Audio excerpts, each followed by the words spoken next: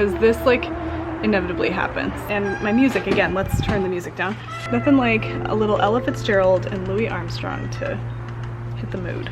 This is what is in the pan right now after adding those apricot speckles. You guys, look at how cool it is coming through on that orange. And so here's the photo for reference again. These little dots and these little speckles. Oh, I'm loving them so much. It really has, you know, ticked some boxes for me there. So I think this is ready to flip. I really think we've done a great job achieving this kind of look right here, especially with that blue going through. Oh, and you guys, I cannot wait to start working on this. It's not gonna be complicated, I don't think, but it's gonna really make the yarn beautiful. So let's go ahead and flip this, the yarn in the pan and move on. Okay, so one thing you might be seeing here is there's a significant amount of pink left in the water, and I'm not mad about that at all. I kind of expected that to happen because I've added more pink since we started this.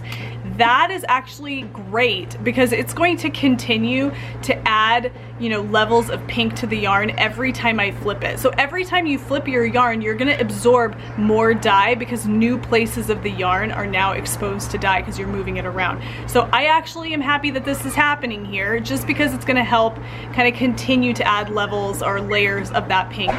Okay, so I think what I wanna do now is start, like we were talking about in the beginning, I was talking about how we could use a charcoal gray to get this really deep section over here. It looks almost black, but I want to start, like I always say, start with a lighter color. You can always add layers, so you can always add depth, and you can always add, you know, color. So I think I want to start with a silvery charcoal gray to start getting this depth happening. And I only want to do it in the middle.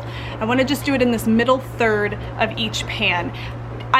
I'm thinking that we're probably going to have to add additional layers on the flip side, but I want to start with this side first, adding some of that gray in this middle section, and then if we need to add more of it after we flip the yarn, then we can do it at that point. So let's go ahead and add that gray to this section. I've already pulled a really nice silvery charcoal gray that I think is going to work, so let's add that and see what happens.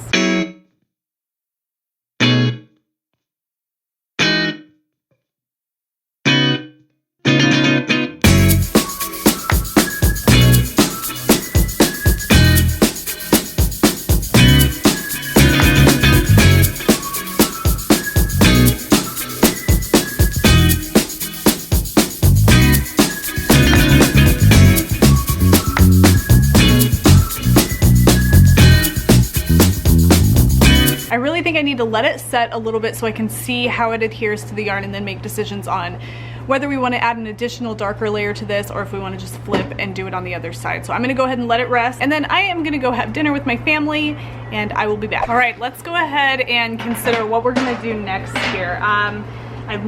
We have this charcoal gray, it's soaked in, it's set a little bit.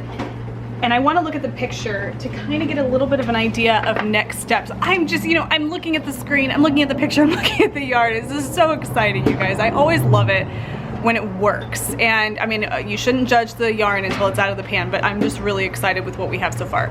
Okay, so this charcoal gray is really nice and deep. And if I pull some of the strands out, you can see it's really, you know, deep and rich, and I love it. Now, I don't know what it looks like on the other side, so we still have to consider that. But right now, something I'd like to do is bring this out right here.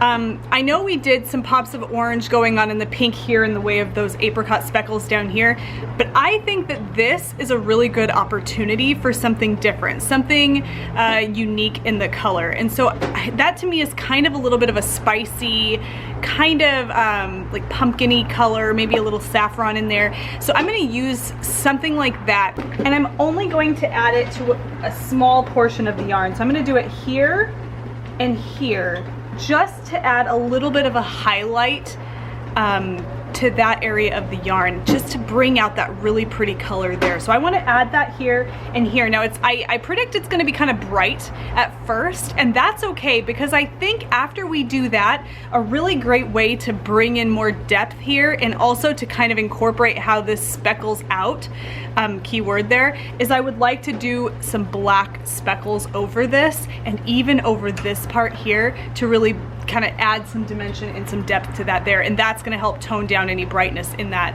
orangey color that we're about to add. So let's go ahead and add that spicy kind of saffron color here and see where we go from there.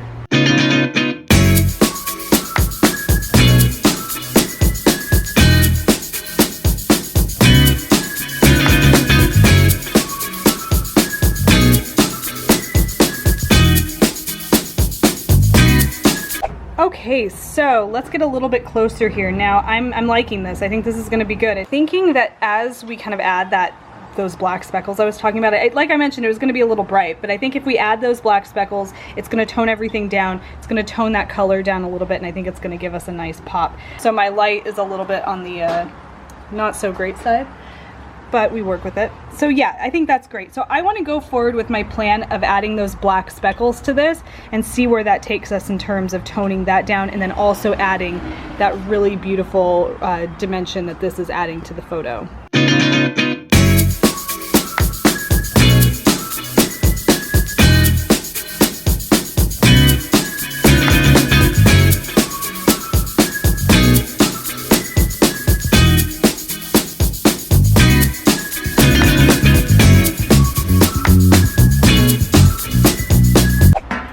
Okay, I am ready to flip these over. Our black speckles are on. They're beautiful.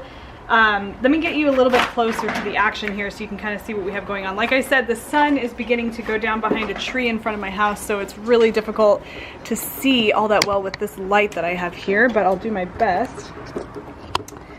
Yes, so we have some really beautiful speckles going on in here, and then we really pumped up the volume on this black because there's really heavy black speckles going on here and then lighter speckles happening out here, really bringing up that deep, deep color going on. Yes, that's really beautiful. Pardon the poor lighting, but that's really beautiful. Okay, it's time to flip this. I'm running low on light. It's getting kind of late, and I want to get in with my family, and I think we can knock this out in one flip. So let's flip it and then add the last little bit to this, and then I think we're ready to let it cool overnight and exhaust the rest of that pink that may be in there. So that's the plan. Let's do it.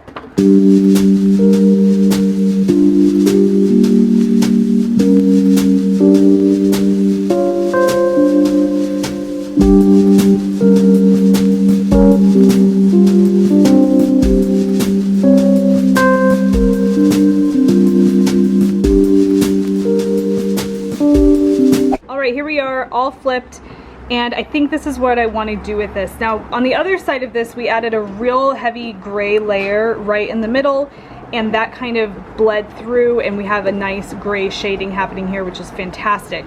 I don't think I want to do that same thing on this side. I think the way that I want to achieve that real deep section on this side is with really heavy speckles of black.